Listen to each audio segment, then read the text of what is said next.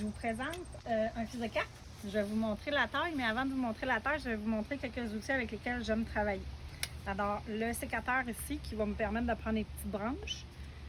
La scie qui va me permettre de scier des plus grosses branches et des accès plus difficiles. Et le gros sécateur quand j'ai besoin d'avoir vraiment des gros bras. Ensuite de ça, pour pincer un mini sécateur, des ciseaux ça fait la job aussi. Et mon sécateur habituel Felco qui fait bien pour les branches habituelles. Fait que full equip. Alors le fils de carte ici, la stratégie, on a plein de tranches orgueilleuses. Ce que je veux, c'est qu'un jour ça monte très gros, très haut, je m'en occupe plus. Et que ça fasse un genre de tonnelle pour venir passer derrière mon cabanon. Donc pour ça, j'ai besoin d'une structure. Ça fait plusieurs années que je le monte en structure. On voit les tailles des dernières années qui sont là. Et là, bien évidemment, il continue de monter. Fait que cette taille-là, ça peut être fait tout l'été. On peut le faire vraiment à partir de juillet, quand ça a commencé à décoller. À ce moment-là, on en enlève moins. Plus on le fait souvent, moins j'ai de déchets à la fin. Donc quand je vais vous montrer la photo finale, je vais aussi vous montrer la quantité de déchets. Je peux éviter ça si je le fais plus souvent. Je vais avoir de moins en moins de déchets et l'avantage que j'ai, c'est que tout le reste se trouve sur la plante. Donc la plante en a profité de plus en plus au lieu que je jette du matériel. C'est pour ça que je dis à mes clients qui veulent avoir une réaction rapidement de la plante et une intimité rapide, de le faire souvent. Donc pince, pince, pince, pince, pince. L'avantage que tu as, pas de déchets. Donc tout a été dans la plante et c'est la plante qui en a profité beaucoup plus rapidement. Donc des fois, on va voir des choses qui vont se passer, au lieu de se passer sur 3 ans, va se faire en 1 an parce que la cliente, elle l'a fait quasiment toujours en prenant son café. Alors, la première étape, c'est d'aller chercher toutes les plantes, les tiges, excusez-moi. Donc, je viens chercher toutes les tiges que j'ai ici et je les rabats assez sévères. Moi, je parle toujours de premier bourgeon, deuxième bourgeon, troisième bourgeon, parce qu'en réalité, si j'en laisse 9-10, puis que tous les bourgeons repartent, ça va me faire encore une structure qui n'est pas solide, elle est trop molle. Donc, je vais quelque chose de très, très, très sévère. C'est pour ça que je vous dis, bien, regardez, à chaque tige que je vais couper, je vais jeter ça aux poubelles. Donc, c'est vraiment beaucoup de gaspillage. Si je l'avais fait plus tôt, bien, la plante, j'aurais pincé directement ici lorsque j'aurais eu mes 3-4 bourgeons et la plante se serait multipliée. Donc, il faut évidemment avoir du temps quand on veut provoquer des plantes. Je suis cordonnier mal chaussé, donc c'est pas quelque chose que j'ai beaucoup.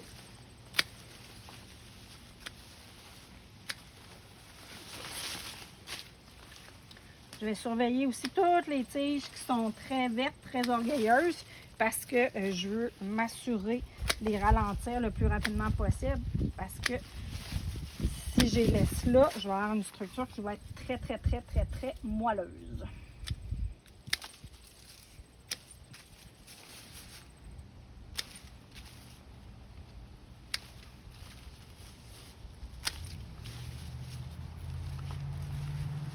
Les tiges qui sont vertes, c'est des jeunes pousses. Donc, c'est souvent eux autres qui sont pas mal orgueilleuses. Ils sont vraiment basses. Fait qu'il faut aller les chercher assez loin. Quand la tige est un petit peu plus foncée, elle est un petit peu plus vieille. Regardez celle-là, elle part beaucoup plus bas. J'en ai une autre qui est partie dans le fond directement du sol. Vous voyez, tout ça de perdu, du gaspillage. Ceci dit, on le fait quand on est capable de le faire. On va le refaire aussi à l'automne parce qu'il va quand même avoir eu une réaction d'ici ce temps-là. Donc, à l'automne, je vais revérifier pour voir si j'ai besoin de le pincer pour pouvoir continuer à solidifier ma structure. Je fais ça pendant quelques années. Puis après ça, dans le fond, il va s'organiser comme un grand garçon. Puis ça me fera pas mal non plus au cœur s'il se fait briser durant l'hiver. Dans le fond, évidemment,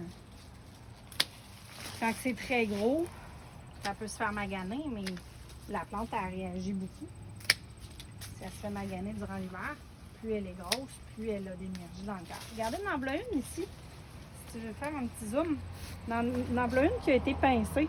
Donc, on voit qu'est-ce qui se passe quand ça a été pincé. Ça a chatouillé les petits bourgeons ici. Chacun ont parti, chacun à leur vitesse. Vous voyez, les deux dernières là, ont poussé vraiment beaucoup. Déjà là, je peux me permettre de les pincer parce que j'ai déjà plus que mes 3 bourgeons. Moi, je me fie toujours à cette longueur-là. Il y en a qui ont les doigts plus longs, plus courts, c'est pas grave. Regardez, ça montre déjà ici que je peux me permettre tout simplement de pincer.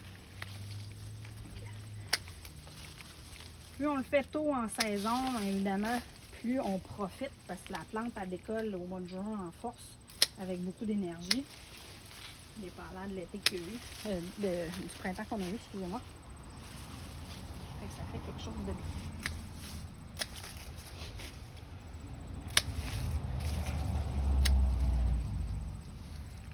Reste la moitié. On va essayer de donner une petite forme aussi. Hein.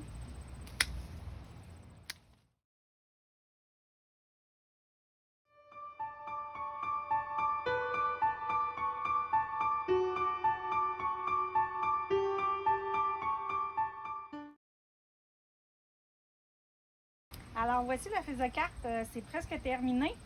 Je vous montre juste, si vous zoomez ici, vous allez voir, ça c'est du pinçage que j'ai fait. Évidemment, la tige était grosse, j'avais pincé avec mon sécateur, mais c'est du pinçage que j'ai fait au mois de juin.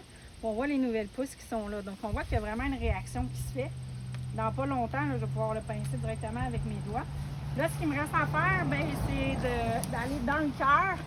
J'y vais en me mettant au sol pour voir s'il y a des orgueilleuses que j'ai taillées pas assez sévèrement. Donc, je viens vérifier. Comme je disais tantôt, les orgueilleuses sont vertes, sont faciles à voir. Donc, je vais vérifier dans le cœur comme il faut. Puis, je vais en profiter pour faire un peu de nettoyage. Le principe du nettoyage, c'est de venir éliminer tout ce qui est... je vais prendre mon sécateur ici, excusez-moi. Juste pour nettoyer ce qui est quelque chose qu'on veut garder. Donc, elle prend trop de place dans mon passage. Elle aussi. Donc, je vais nettoyer ça ici. Elle aussi. Elle aussi. Dans le nettoyage, je vais aussi enlever tout ce qui est sec. On le voit, ça s'enlève directement avec les doigts. Hein? Ok. J'en profite pour tout nettoyer ça comme il faut. Faire de la place. C'est bon. C'est bon. Ok, ça vient pas pire. Ça, c'est pas bon non plus. C'est pour ça qu'avoir plusieurs sécateurs, ça nous permet vraiment de faire face à tout ce dont on va avoir.